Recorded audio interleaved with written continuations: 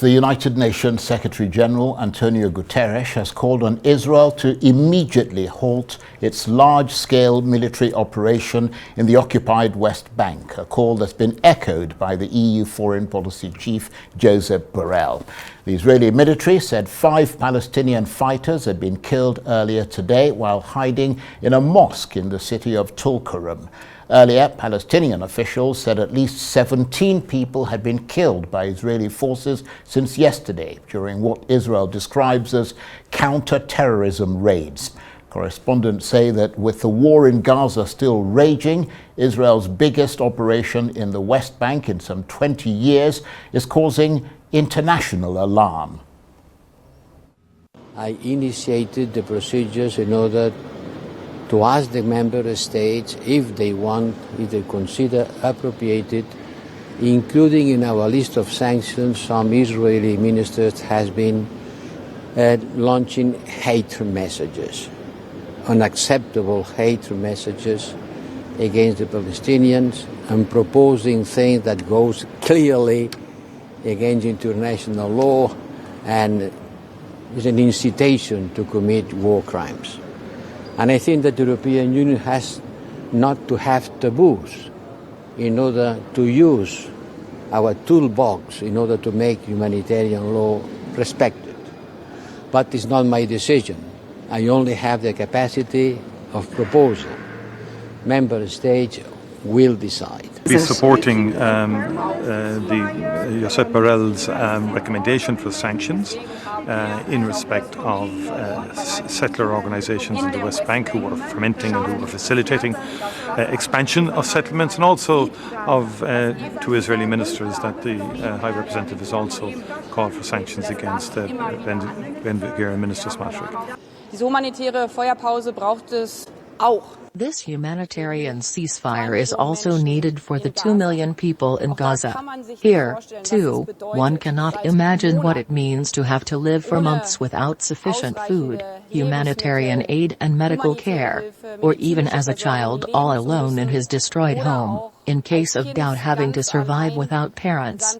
And now we still have cases of polio. This humanitarian ceasefire is also essential for this. Vaccination doses are available. Not only do they have to get into Gaza now, but they must of course be shipped.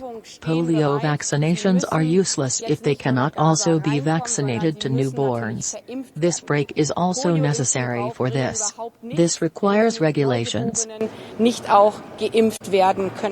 Well, Arise International correspondent Faith Orr has been following developments in the West Bank, and she joins me now in the studio. Good to see you, Faith. That Israeli military operation still ongoing. What's the latest that you're hearing about the situation in that territory? Well, it's not just ongoing, it is escalating. The army is calling in more and more reinforcements to the occupied West Bank. Of course, it's the northern part that is under this assault, Jenin, Tulkarem. For instance, we know that at least 18 people have been killed and many, many more wounded. We know that dozens are wounded. The Red Crescent's still struggling to access the wounded in ambulances. At least 25 people have been arrested in this operation. That number does include children, we understand. And among the dead is a commander of the Tulkarem battalion, Mohammed Jabber. Now, the military says that he directed the shooting and killing of an Israeli citizen in Kalkilia in June. So that was someone that they were keen to get their hands on. Another 4 members of the Palestinian Islamic Jihad group have also been killed. The group has confirmed the deaths of the commander and the 4 fighters.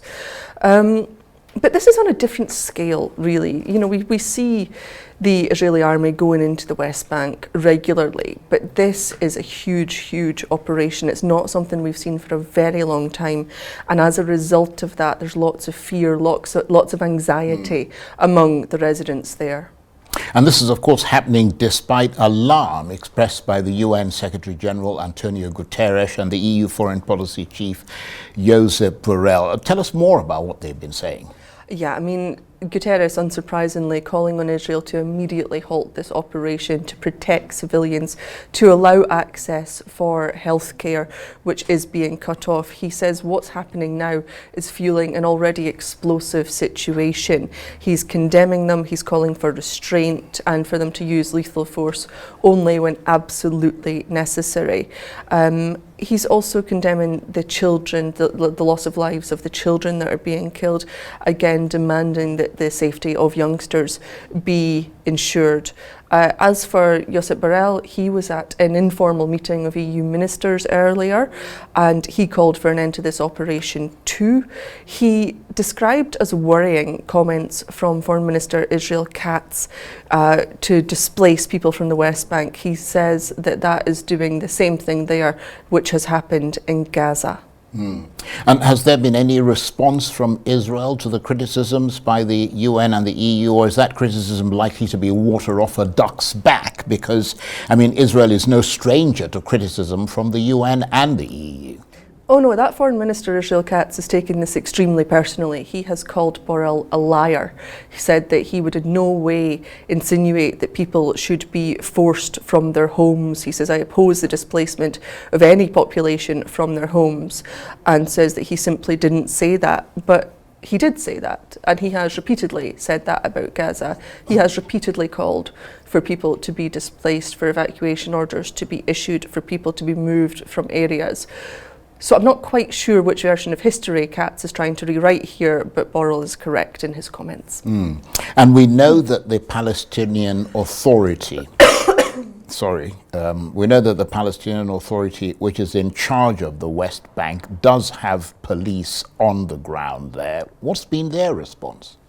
Not very much. I mean, this is not what they are set up for. They are a normal police force. They can't take on the might of the Israeli military. Their purpose is just to secure the streets and day-to-day, business. So there hasn't been a huge response from them. I mean, I have seen some criticism of that. I don't think that criticism is particularly fair. They're simply not capable of it. There's not enough of them. They don't have enough manpower, and it's not their purpose. They do work for the Palestinian Authority. Mostly the Israeli army is going after the armed groups that are not part of the Palestinian Authority.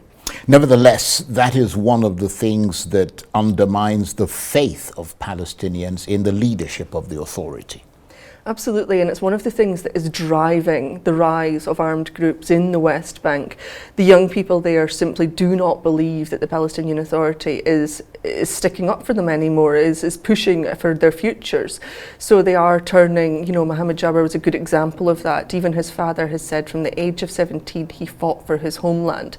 So the youth are turning to themselves to organise to these groups to push back against Israel, and as a result we're going to see more of these clashes, I think, as the Palestinian Authority loses control over the area. So what appears to be now a new front opening up in the West Bank. We've already got Gaza, we've got the Hezbollah front, we've got the Houthis, as you mentioned yesterday, potentially Iran. All this, of course, fueling fears that the conflict could escalate further with diplomatic efforts to simmer down tensions through a Gaza peace deal, failing so far. Absolutely, and it's interesting, we've heard from a few members of the Knesset today, the Israeli parliament, and they've said that this operation has nothing to do with Israel's security. It's pushing the agenda of people like Netanyahu, like Smotrich, other right-wing government ministers.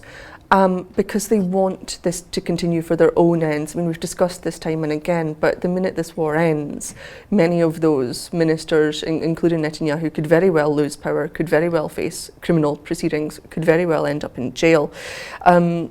People are also accusing them of negligence over the handling of the captives that were taken by Hamas, that of course many of whom still in Gaza.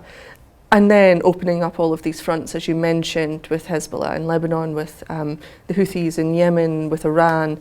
It's a lot for one country to take on, even if that country is supported by the United States, which of course Israel is. It'll be interesting to see where this goes as we approach, of course, the 1-year anniversary of the war in Gaza.